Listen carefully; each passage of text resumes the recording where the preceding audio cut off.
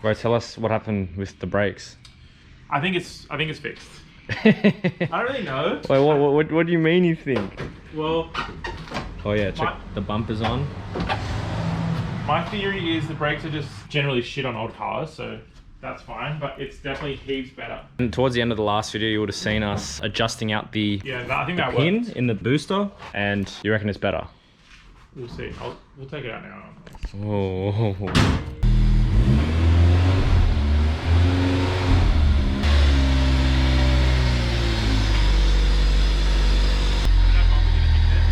It's already on it. Yeah, nice.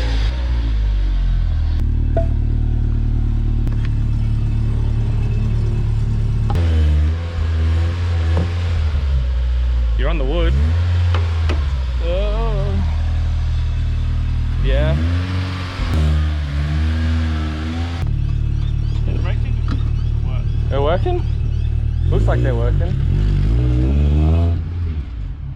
Oi.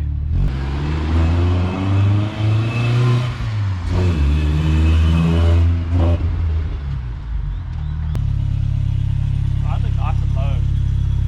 Yeah, I've never heard the car like this. Usually the idle's at like, what, like almost 2,000, isn't it? Yeah. Just constantly, but... Yeah, I think it's just the TPS wasn't really sitting properly. These interior goals, bro. A legend gave me what I believe is OEM carpet. It looks pretty good. I had grand plans of like cleaning it up and re-dyeing it and shit, but no time for that. I also got the JDM seat. JDM passenger seat. So it's a bit of a treat for me actually. So it's very nice of Chris to get that instead of me flopping around in this thing. One day I'm gonna do a walk around of this thing. Chris bought this specifically to tow the 86 up. It's already been christened. This thing's crazy. This tray is so big.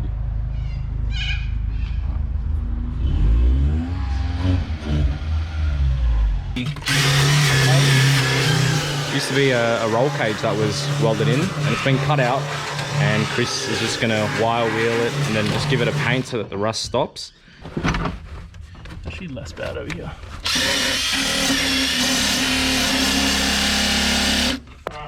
JDM ECU because it's a Japanese motor, isn't that right? Yeah, I don't know. Unknown condition. Is it a big port or it's a big port? Yeah. I don't know if a big port ECU, that ECU is from an 86 motor, which is what this is, which is a rear-wheel drive motor. Actual rear-wheel drive motor. I tried to get everything to be like this obviously didn't come in this car, but I tried to get the loom, even the gearbox. I got the JDM bell housing for it. You run the Australian T50 with a 4AG, you always cook your clutch fluid and your line all the time, going over the exhaust. So if you get the Jap bell housing, it's far away from the exhaust. it's on this side, yeah. So this shell, tell us about it. It's an AE86. AE86 Japanese shell, right? Yeah, and it came with a 3A motor in it originally. Whoa. But it's been a track car, as far as I know, for a very long time. Yeah. This radiator support is all chopped because it had a SR in it. Yeah, turbo SR. Had a turbo SR. 4A as well in it at some one point. It's had a lot of motors. I don't know how long it's been in Australia for, but as far as I know, it's been like a pretty rough track car its whole life. So I'm slowly trying to return it to a street car, piece by piece. Well, it's on the streets, so that's what's important. And you've been very diligent in putting it back together with good parts, so... I've just been trying to do everything at first, like OEM. And all the engine componentry is stock. It's all like, stock. It's not, there's no aftermarket. upgrades apart from like that. Especially because I built it from a bare shell, I thought, which is what advice I got from other people as well, is like, just go factory with everything because it'll all work. As soon as you start trying to go aftermarket, that's when you grind into dramas. And like, this is a proven setup forever. The other thing people do is go carbs or, which I fucking hate carbs.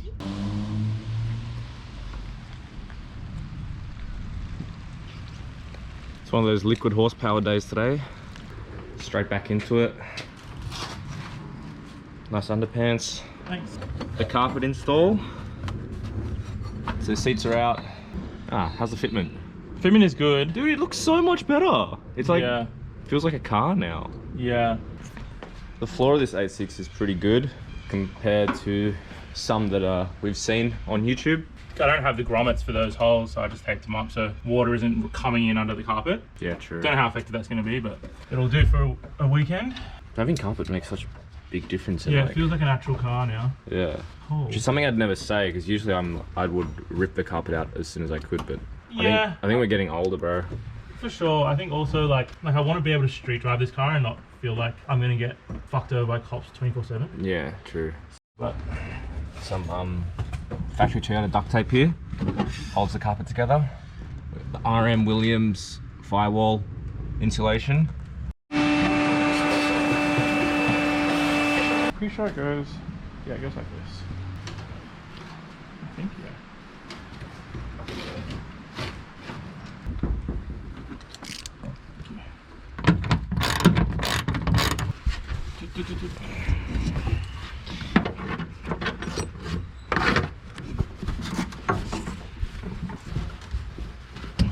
So much nicer.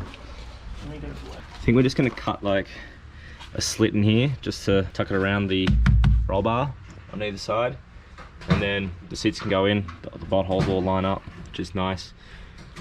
And yeah, it's already a huge improvement to the perceived drivability of this vehicle, which is very important. You know, if you're going to be doing long trips in a car, the perceived drivability of it is as important as the actual drivability. So, you know, your confidence in the car, that's just my theory. I think that's how I feel about these things sometimes. Oh God. There you go.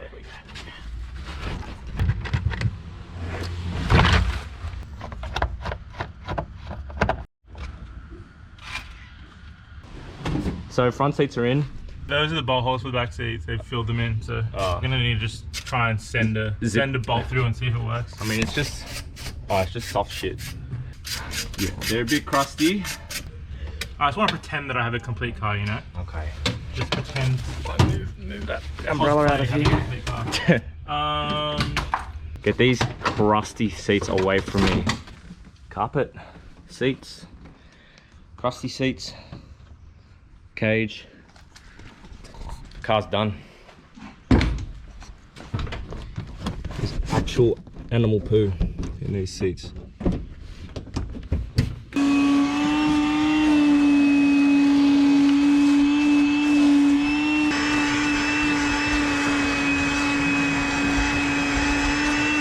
It's nice and non-rusty. Seats are in. Just put some zip ties in because it's missing the required bracketry, so they're a little bit floppy, but no one's going to sit in them, and they won't be falling out. So much more complete looking. Got the brie day. Thanks for watching again. Catch you next time.